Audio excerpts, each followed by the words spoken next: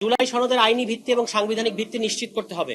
আজকে এখান থেকে আলোচনাটা শুরু হয়েছে এবং সমস্ত দল কিভাবে আইনি ভিত্তি নিশ্চিত করা যাবে এ ব্যাপারে আলোচনা তুলেছে। আমরা আমাদের জায়গা থেকে বলেছি যে এই সরকার কিংবা কমিশন শুধুমাত্র একটা সুপারিশ পরবর্তী সরকারের হাতে দিয়ে যাবে, এই জায়গায় আমরা জুলাই সনদকে দেখতে চাই না। নিশ্চিতভাবে জুলাই সনদের কোনো না কোনো ভাবে আইনি ভিত্তি এবং সাংবিধানিক ভিত্তি দিতে হবে।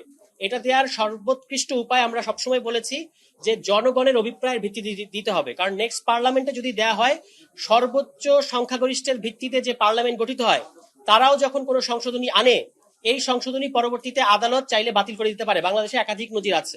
আমরা জুলাই সনদকে ওই সংশোধনীর চেয়ে বেশি কিছু মনে করি।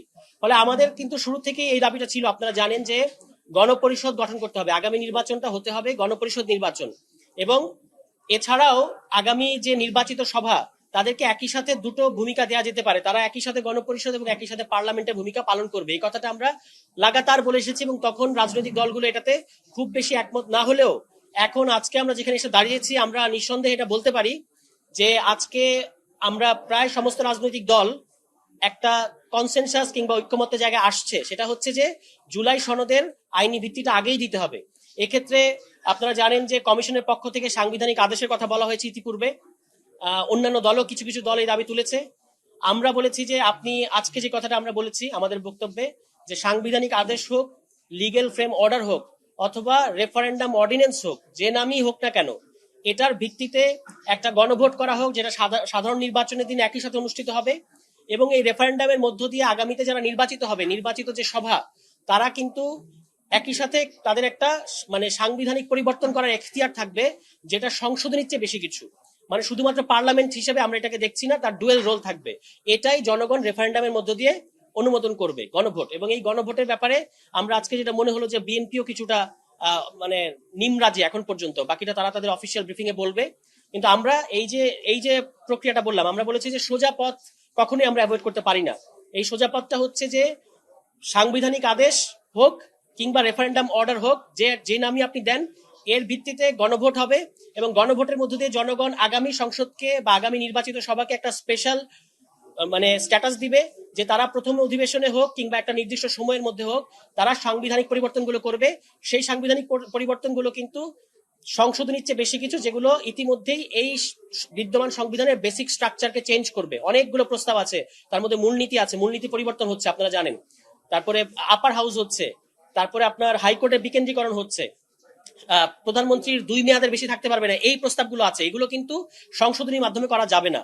এই কারণে আগামী নির্বাচিত সবার এই দুটো রোল থাকবে। এখন এই জায়গায় সবাই এটাকে বিবেচনা করছে এবং আমাদের বিশ্বাস যে এই জায়গায় সবাই একমত হবে। ফলে এইখানে আমরা এনসিপির পক্ষ থেকে যে কথাটা বলেছি, এখন ন্যাশনাল কনসেনসাস ওইখানে আসবে বলে আমাদের কাছে মনে হচ্ছে। গণভোটের পরে গণভোট followed by dual role of the parliament. এখন এই ক্ষেত্রে আমরা বলেছি যে অনেক আলোচনা হয়েছে এবং আলোচনা আর টেনে গিয়ে লাভ নাই। আমরা বুঝতে পারছি যে রাজনৈতিক দলগুলো যেটা বলেছে তারা এখানেই থাকবে।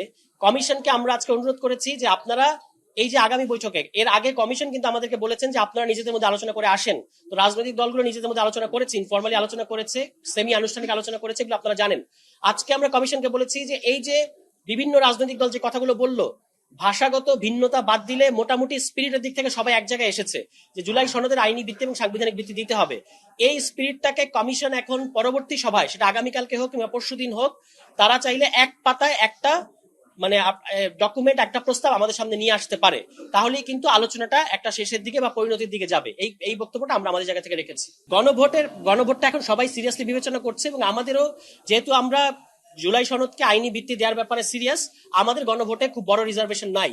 কিন্তু সেই গণভোটটা হতে হবে জুলাই সনদ বাস্তবায়ন করছে, যার মধ্যে দিয়ে সেই গণভোট হতে হবে। গণভোটটা হবে জুলাই সনদের উপর। 84টা প্রশ্ন, 86টা প্রশ্নের উপর কখনোই গণভোট হয় না। জুলাই সনদ জনগণ অ্যাপ্রুভ করছে কিনা এটার উপর গণভোট হবে, হ্যাঁ বা না। তো ফলে জুলাই সনদের ভেতরে যেগুলো আছে, নোট অফ ডিসেন্ট সহই এগুলো আসলে একমত হচ্ছে। যেমন এখানে এই কথাটা আজকে এসেছে, তত্ত্বাবধায়ক সরকার বাতিল করার সময় কিন্তু 4 জন একমত হয়েছিলেন আদালতের এবং 3 জন একমত হন নাই, কিন্তু তবু কিন্তু এটা বাতিল হয়েছে। অর্থাৎ নোট অফ ডিসেন্ট যেগুলোতে আছে এগুলো আসলে জুলাই সনদের মধ্যে দিয়ে অনুমোদন হয়েছে বলে ধরে নিতে হবে। তাছাড়া এই যে আপার হাউসে পিআর হবে, এই আপার হাউসে পিআর, এটা একটা খুবই ফান্ডামেন্টাল রিফর্ম। আমরা কিন্তু এর ব্যাপারে কম্প্রোমাইজ করবো না, এটা এখনো নোট অফ ডিসেন্টের এরিয়ায় আছে। তো এটা আশা করা যায় যে কমিশন জুলাই সনদটা চূড়ান্ত করার ক্ষেত্রে এই আপার হাউস এবং আপার হাউস পিয়ারের ভিত্তিতে এইটার ব্যাপারে তারা মানে এটাকে নোট অফ ডিসেন্টের বাইরে রাখবে, এটাকে সর্বজনীন ঐক্যমত্য হয়েছে ধরে নেবে না। চার্টার গণভোটের মধ্যে দিয়ে জনগণ চার্টারটাকে অ্যাপ্রুভ করবে এবং পরবর্তীতে যে এটাকে যে আবার একটা কনস্টিটিউশনাল ফ্রেমওয়ার্কের মধ্যে আনতে হয়, এটা করবে নেক্সট পার্লামেন্ট বা নেক্সট নির্বাচিত সভা। এখন যদি রেফারেন্ডাম অর্ডার যে কথাটা এসেছে বা রেফারেন্ডাম অর্ডিন্যান্স কিংবা constitutional order, legal frame order, যে নামই দেয়া হোক না কেন, এটা কিন্তু এই যে জুলাই সনদের ভিত্তিতে যে নির্বাচন তার কাছাকাছি। মানে এটার ভিত্তিতে আপনি নির্বাচন হলে এই বিদ্যমান সংবিধানের অধীনে নির্বাচন হচ্ছে না, বরং পরবর্তীতে নির্বাচনে যারা জয়ী হয়ে আসবেন বা যারা পার্লামেন্টে যাবেন তারা সংবিধানের বেসিক রিফর্ম করবেন, এই ম্যান্ডেটটা তাদেরকে দেওয়া হচ্ছে। এখানে একটা জিনিস আপনাদেরকে খেয়াল করতে হবে যে নির্বাচন কমিশন যে বক্তব্যগুলো দেয় তারা বিদ্যমান সংবিধানকে ধরে নিয়ে বক্তব্য দেয়, কিন্তু আমরা কিন্তু এখানে যে আলোচনাগুলো করছি সেটা হচ্ছে বিদ্যমান সংবিধানের অনেকগুলো জিনিসকে আপনার এক্সিড করে।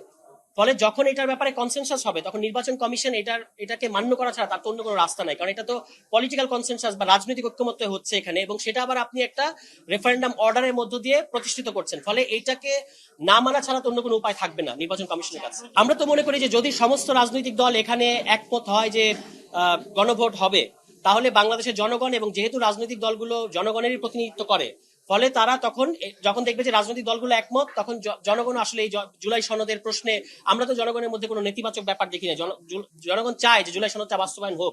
রাজনৈতিক দলগুলো একমত হচ্ছিল না, এখন যখন রাজনৈতিক দল একমত হয়ে যাবে, জনগণ আরো বেশি জুলাই সনদের ব্যাপারে পজিটিভ থাকবে, এটা আমরা বিশ্বাস করি।